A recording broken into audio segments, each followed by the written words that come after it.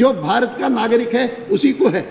और उन्होंने कहा है कि it has been alleged by knowledgeable persons that out of the 27 districts in Assam, 11 of them are going to be Muslim majority districts once the 2011 census figures religion wise are published by the census authorities.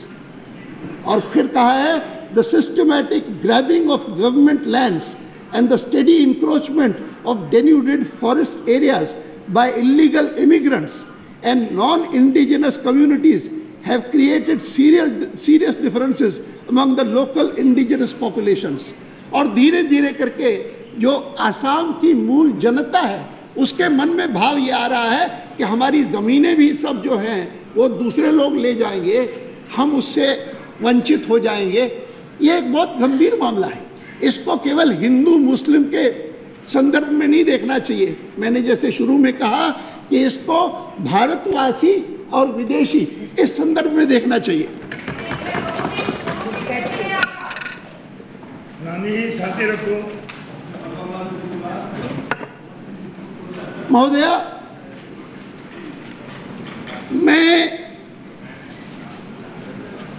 मैं याद करता हूं कि इसका आरंभ जो हुआ, इस समस्या की ओर अगर सारे देश का ध्यान किसी ने दिलाया तो 1980 में जब वहाँ के छात्रों ने, नौजवानों ने इसके खिलाफ आंदोलन किया था।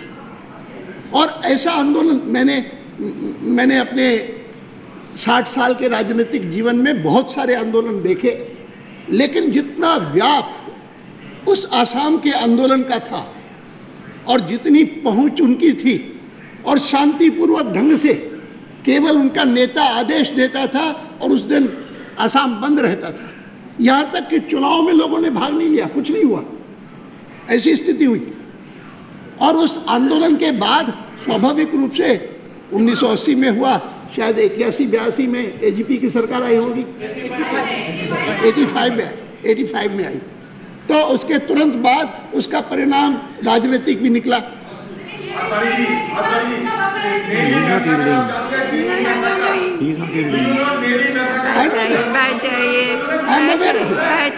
देखो बैठ जाइए।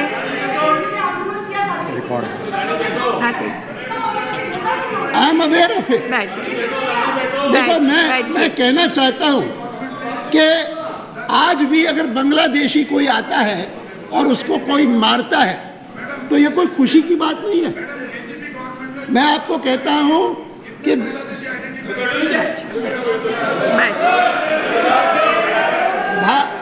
भारतवासी है और वो बेघर हो गया तो जवाबदारी है सरकार की कि उसको घर दे।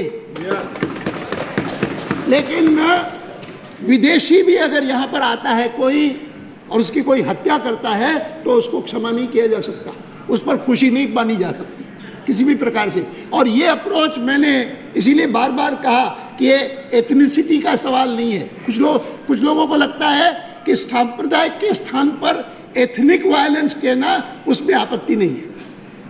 मैं दोनों को गलत मानता हूँ और मैं मानता हूँ कि इस सवाल को बांग्लादेश में जो बांग्लादेश से घुसपैठ है और उसके कारण जो परिणाम पैदा होता है, स्थिति पैदा होती है, वह एक बहुत गंभीर मामला है और उसमें स्टेट गवर्नमेंट से ज़्यादा जवाबदारी केंद्र सरकार की है। और इसीलिए मैं बहुत महत्वपूर्ण मानता हूं कि मैं जब ये बात कहता हूं तो मैं कोई विपक्ष का व्यक्ति हूं इसलिए नहीं कह रहा हूं, लेकिन every word of that I say is endorsed by the highest judiciary of the country. Supreme court ने IMDT एक्ट को जिस समय रद्द किया 2005 में, उन्होंने जो कुछ उसमें कहा है बहुत गंभीर मामला है। प्रधानमंत्री जी एक प्रकार से आपकी सरकार पर आरोप लगाया कि that you are colluding with foreign aggression. जो कुछ हो रहा है वो फॉरेन एग्रेशन है, एक्सटर्नल एग्रेशन है। और उन्होंने साइट किया article 355, how it is the duty of the central government to see that this foreign aggression is stopped. उन्होंने इलीगल इमिग्रेशन को फॉरेन एग्रेशन, एक्सटर्नल एग्रेशन कहा। And this is the, I don't want to quote all that in detail. इतना ही नहीं तो उसके बाद 2005 में IMDT act Now IMDT Act was supposed to be a solution for what was the students were agitating against. Rajiv Gandhi ji ने किया था और उन्होंने सोचा कि मैंने बहुत भला किया, लेकिन धीरे धीरे करके सब लोगों को लगा। और सुप्रीम कोर्ट में जब किसी ने PIL की तो सुप्रीम कोर्ट ने इतनी तीखी उस पर कटाक्ष किया कि कमाल है। एक प्रकार से जिन्होंने सिटीजनशिप एक्ट बनाया हिंदुस्तान में और जिन्होंने चाहा था कि भारत के सिटीजन्स जो हैं वो कोई भी बन जाए, किसी भी समय ऐसा नहीं होना चाहिए, उसको खत्म कर दिया। इतना ही नहीं तो उसके बाद आश्चर्य हुआ कि जब सुप्रीम कोर्ट ने IMDT एक्ट खत्म करके उनको कहा कि जो फॉरेनर्स एक्ट है वो लागू करके और जो विदेशी हैं उनको निकाल दो, और एक 64 का ऑर्डर है उसके, तो 64 का ऑर्डर लगाओ। तो भारत सरकार ने तय किया कि ऑर्डर जो 1964 का है वो आसाम पर नहीं लगेगा, तय किया आसाम पर नहीं लगेगा। And this is the first time that the Supreme Court within 1 year after it had struck down the IMDT Act had once again to intervene and to say that what has been done now is to undo our judgment and in a way to bypass our judgment, और इसीलिए कहा आसाम पर नहीं लागू होगा, और उन्होंने उसको भी रद्द कर दिया जो उसके बाद का डिसीजन था। मैं ये 2005 और 2006 बैठे हैं हमारे कपिल जी, उन्होंने सब पढ़ा होगा, लेकिन उनको सबको पता है। लेकिन बेसिकली उनका कहना यह है 2006 के बारे में, इसीलिए हम 2006 का निर्णय करते हुए हमको लगता है कि पिछली बार हमने कोई टाइम लिमिट नहीं दिया। भारत सरकार को ये नहीं कहा IMDT एक्ट को खत्म करने के बाद भी कि आपको इनको विदेशी घुसपैठियों को तब तक निकालना चाहिए, हमने नहीं कहा। लेकिन अब हम कहते हैं, उन्होंने कहा कि हमको लगता है कि instead of obeying the mandamus issued by this court essentially in the interest of national security and to preserve the demographic balance of a part of India, that is Bharat, and implementing the 1964 order in Assam in letter and spirit, the authorities that we have chosen to make the 1964 order itself inapplicable to Assam. We have to once again lament that there is a lack of will in the matter of ensuring that illegal immigrants are sent out of the country. और फिर इसके कारण उन्होंने कहा कि we direct that the directions issued to the Union of India to constitute sufficient number of tribunals under the 1964 order to effectively deal with the cases of foreigners who have illegally come from Bangladesh or are residing in Assam be implemented within a period of 4 months from this date.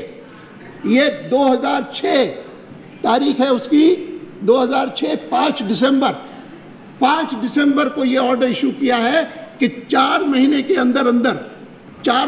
अंदर हमने जो order IMDT act को खत्म करते हुए दिया था उसको इंप्लीमेंट करो। I cannot think of a greater failure of the central government than this. I cannot think. मैं विस्तार से जा सकता हूं कि किस प्रकार से इस प्रकार के इलीगल इमिग्रेशन ने वहां पर लोगों के लिए समस्या पैदा की है, विस्तार से जा सकता हूं। लेकिन मैं इतना ही कहूंगा कि सुप्रीम कोर्ट के इस आदेश का पालन न करने का कारण जो स्थिति पैदा हुई है वह देश के केवल आसाम के लिए नहीं, देश की सुरक्षा के लिए एक महान संकट है। प्रधानमंत्री जी पिछले काफी दिनों से आर्थिक मामलों को लेकर के लोग कहते रहे हैं कि सरकार इस मामले में विफल हुई, इस मामले में विफल हुई, इस मामले में विफल हुई, उसकी चर्चा इस सेशन में होगी, ऐसा हमको आश्वासन अभी पहली बैठक जो स्पीकर महोदय ने बुलाई थी उसमें हुआ था कि हम चर्चा करेंगे उस पर। लेकिन मैं मानता हूं कि उससे भी ज्यादा गंभीर भारत की, केवल आसाम की नहीं, भारत की सुरक्षा के लिए जो संकट पैदा हुआ है वह इसमें से निकलती है। Failure to implement the Supreme Court's directions, orders in respect of illegal immigration into the country. मैं कंटेम्प्ट नहीं कहूँगा, लेकिन मैं कहूँगा जरूर कि देश के लिए संकट है, राष्ट्र के लिए संकट है। आफ्टर ऑल आसाम जो है उसकी सामरिक स्थिति ऐसी है कि देश की सुरक्षा के लिए स्वयं ही एक महत्वपूर्ण स्थान है, सामरिक महत्व है, और इसकी उपेक्षा करना मैं बहुत गंभीर संकट मानता हूँ। गांधी जी तभी अकॉर्ड हुआ था, असम मैं जानता हूँ, मैं जानता हूँ अकॉर्ड हुआ था। उस अकॉर्ड के बाद ये जजमेंट आई है सुप्रीम कोर्ट की, बहुत चर्चा होगी, कई बार होगी, लेकिन उसका मतलब ये नहीं कि इस प्रकार से सुप्रीम कोर्ट की उपेक्षा करके और सरकार कुछ भी करती रहेगी। जब तक पालना नहीं करोगे चर्चा होगी, जरूर होगी, बार बार होगी। अच्छा, और मुझे तो खुशी होती है कभी कभी। मैंने अभी 2-3 दिन पहले, मेरे हिसाब से मैंने एक केवल पार्टी के प्रवक्ता के नाते नहीं बोला कि मैं अपने कार्यकर्ताओं को उत्साह दिला रहा हूं, लेकिन मैंने एक ब्लॉग लिखा और मुझे पढ़ करके खुशी हुई कि एक कांग्रेस पार्टी के प्रवक्ता ने कहा कि अडवाणी ने तो हार स्वीकार कर ली। और मैंने कहा कि अच्छा प्रधानमंत्री जी, मैं आपको कहता हूं, मैं तो अपनी दृष्टि से कहता था, सोच करके आया था कि आज मैं मान करूंगा कि ये विषय ऐसा है। आपकी जो पहली सरकार बनी थी, जिसको आप यूपीए 1 कहते हैं, वह चुनाव में से बनी थी, और चुनाव में से बनी थी, लेजिटिमेट था। I don't see anything illegitimate out it. लेकिन आपकी जो दूसरी सरकार बनी है, उसके बारे में मैं पहले भी कह चुका हूं कि हिंदुस्तान के इतिहास में मतदान जीतने के लिए, लोकसभा में मतदान जीतने के लिए कभी करोड़ों रुपए खर्च नहीं हुए।